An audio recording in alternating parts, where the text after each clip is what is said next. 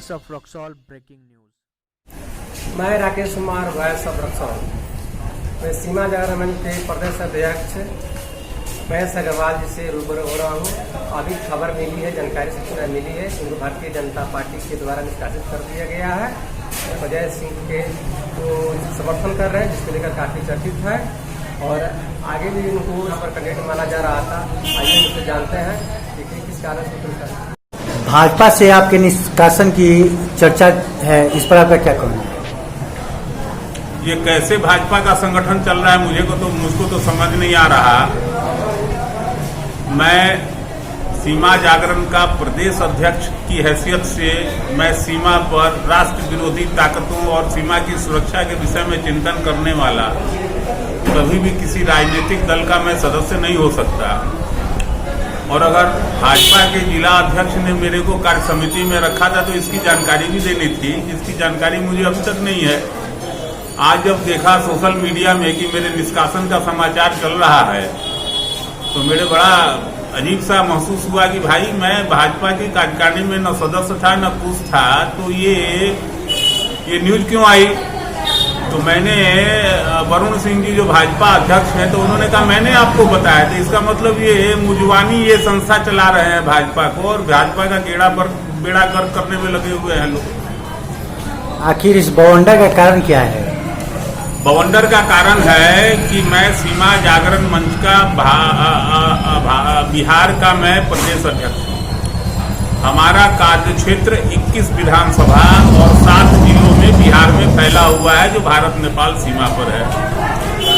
राष्ट्र विरोधी ताकतें अगर सीमा पर सक्रिय होती हैं तो उसका रोकना, उसका खिलाफत करना, उसके विरुद्ध काम करना ये हम लोग का कर्तव्य है। और अभी जो भाजपा ने रक्सौल विधानसभा में कैंडिडेट उतारा है, अब उसके विषय में मैं विशेष बोलना नहीं चाहता हूँ। सोशल मीडिया और नेशनल मीडिया पर सारी बातें स्पष्ट हो चुकी हैं। अब इसका हम विरोध कर रहे हैं तो उनको ये लगता है कि हम भाजपा का विरोध कर रहे हैं। शीर्ष द्वारा गलती हुई है, उसको सुधारने के प्रयास में हम लगे हैं।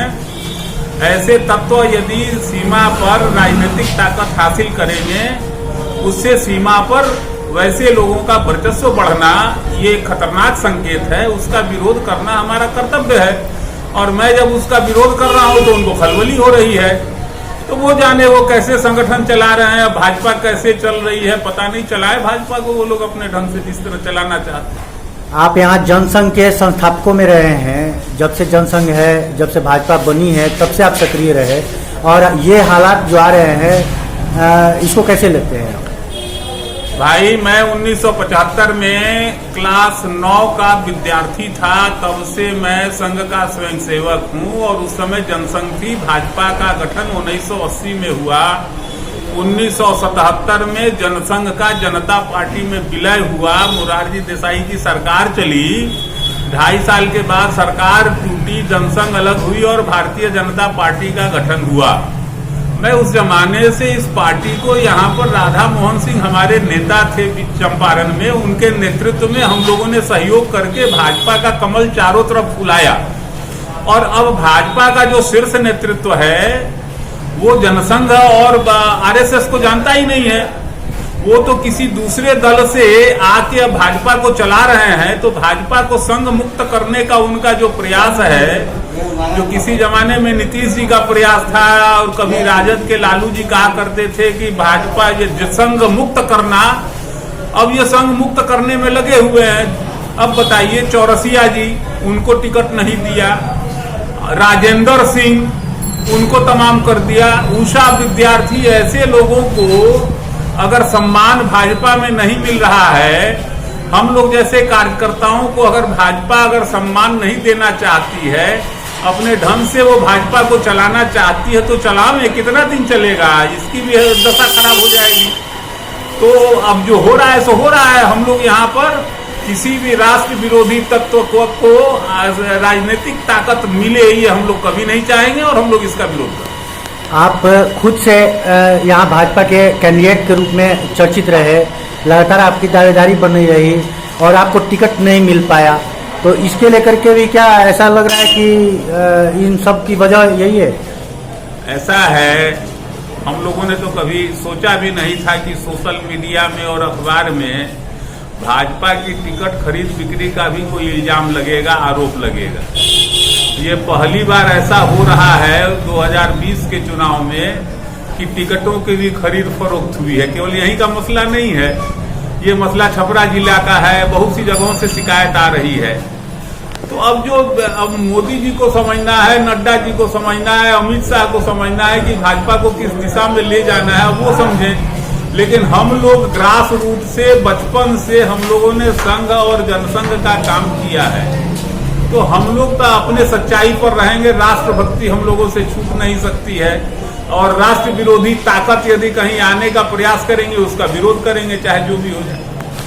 अभी निवर्तमान विधायक जो सिटिंग कैंडिडेट थे उनका टिकट काट दिया गया था, और डॉक्टर अजय कुमार सिंह अब बीएसपी के प्रत्याशी भी हैं, और ये आरोप है कि आप उनकी मदद भी कर रहे हैं। आरोप लगाने वाले लगाते रहे, हम लोग तो वैसा काम करेंगे जो राष्ट्र विरोधी ताकतें सीमा पर राजनीतिक ताकत न प्राप्त कर सकें। इसके लिए हम लोग सतत प्रयत्नशील रहेंगे। अब किसका साथ देना होगा, किसका नहीं देना होगा, ये आपके निर्णय करने से नहीं ना होगा। ये हम लोग देखेंगे कि कौन से चार यहाँ कैंडिडेट लड़ाई में है, किसको समर्थन करने से ये जो राष्ट्र विरोधी ताकतें हारेंगी, उसको मदद की जाएगी। ऐसा कुछ नहीं है कि हम किसको मदद करेंगे और क्या नहीं करेंगे। हम लोग खुल के कोई राजनीति नहीं करते हैं, और हम लोग कोई राजनीतिक दल के सदस्य नहीं बनते हैं, क्योंकि हम लोग अपनी संस्था से जब जुड़ गए तो एक ही पद पे हम लोग को रहना है। और प्रदेश अध्यक्ष की जिम्मेदारी होने के बाद किसी राजनीतिक दल से हम लोग सीमा जागरण मंच के अधिकारी होने के नाते मैं किसी राजनीतिक दल के न समर्थन में हूं न विरोध में हूं, लेकिन हमारा एक ही मकसद है, सीमा की सुरक्षा हो, सीमा पर राष्ट्र विरोधी ताकतें सक्रिय न हो, ये हमारा लक्ष्य है। ये पश्चिम चंपारण संसदीय क्षेत्र का हिस्सा है, रक्सौल विधानसभा क्षेत्र, जहाँ से बीजेपी के प्रदेश अध्यक्ष बिलोंग करते हैं। अब माना जा रहा है कि उनकी प्रतिष्ठा यहाँ इन्वॉल्व है, और प्रमोद कुमार सिन्हा को उन्होंने टिकट दिया, तो इसको आप कैसे लेते हैं, और क्या लगता है जब बीजेपी में ये सब चल रहा है? अब सवाल है, प्रदेश अध्यक्ष हैं और मैंने इनके टिकट वितरण का रक्सौल के लिए खास करके हमने बात भी उठाई थी, लेकिन अब उनकी प्रतिष्ठा जुड़ी हुई है तो अपना वो काम कर रहे हैं, हम लोग अपना काम कर रहे हैं। अब जनता देख रही है, जनता के नज़र में सारी बातें हैं, जनता को निर्णय लेना है, क्या करना है नहीं करना है, जनता मालिक है, और जनता ऐसा कोई काम नहीं करेगी जिससे कि यहाँ पर राष्ट्र विरोधी ताकतें सक्रिय हो। क्या माना जाए, सीमा क्षेत्र की जो हालात है उसमें जनसंघ और राष्ट्रीय स्वयंसेवक संघ दोनों की जो भूमिका रही, क्या माना जाए कि बीजेपी के आज के जो परिप्रेक्ष्य में कमजोर हो रही है? अब ऐसा है, देखिए, गलतियां पार्टियां में होती रहती है। जब दल बड़ा हो जाता है तो कुछ गलत लोग भी पार्टी में आ जाते हैं, पद प्राप्त कर लेते हैं।